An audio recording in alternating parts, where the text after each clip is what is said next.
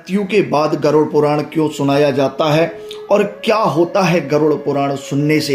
हिंदू धर्म जब किसी के घर में मृत्यु हो जाती है तो 13 दिनों तक गरुड़ पुराण का पाठ रखा जाता है।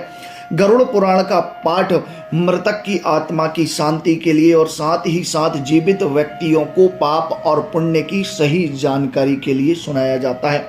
गरुड़ पुराण में मृत्यु से पहले और बाद की स्थिति के बारे में बताया गया है, इसलिए यह पुराण मृतक को सुनाया जाता है।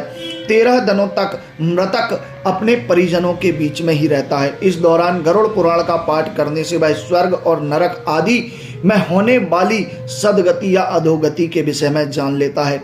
गरुड़ पुराण में मृत्यु के बाद की यमलोक तक की यात्रा के विषय में बताया गया है। आगे की यात्राओं से किन किन स्थानों पर उसे जाना पड़ेगा और किस भयंकर परेशानियों का सामना करना पड़ेगा। जब मृत्यु के उपरांत घर में गरुड़ पुराण का पाठ होता है तो इस बहाने मृतक के परिजन यह जान लेते हैं कि इस संसार में कौन से कर्म करने से पाप लगता है और कौन से कर्म करने से पुण्य की प्राप्ति होती है। इसीलिए मनुष्य पाप और पुण्य की जानकारी के लिए गरुड़ पुराण का पाठ करते हैं।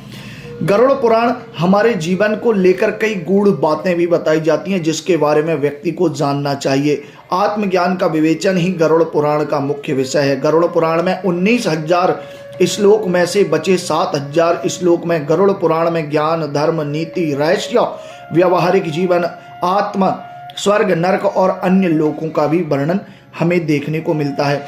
इसमें भक्ति, ज्ञान, वैराग्य, सदाचार, शिष्टाचार, निष्कर्म कर्म की महिमा के साथ ज्ञान, तप, यज्ञ, तीर्थ आदि के कर्मों के विषय में बताया जाता है। इसके अतिरिक्त गरुड़ पुराण काफी ज्यादा महत्वपूर्ण माना जाता है। कहा जाता है कि जो व्यक्ति अपने जीवन काल में एक बार गरुड़ पुराण का पाठ सुन लेता है वह कभी नरक में नहीं जाता है और गरुड़ पुराण का पाठ सुनने से मनुष्य का जो जन्म होता है वह स्वर्ग का अधिकारी हो जाता है। वह पाप कर्म को करने से डरने लगता है और पुण्य करने में उसका मन लगने लगता है।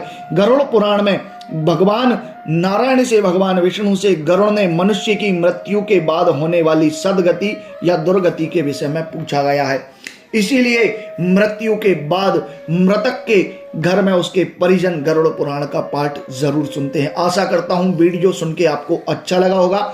चैनल को सब्सक्राइब करके बेल आइकन प्रेस कर दीजिए क्योंकि आपको यहाँ पर हम हमेशा धर्म से जोड़कर ही रखते हैं। जय महाकाल, हर हर महादेव। अगले वीडियो में पुनः मिलेंगे।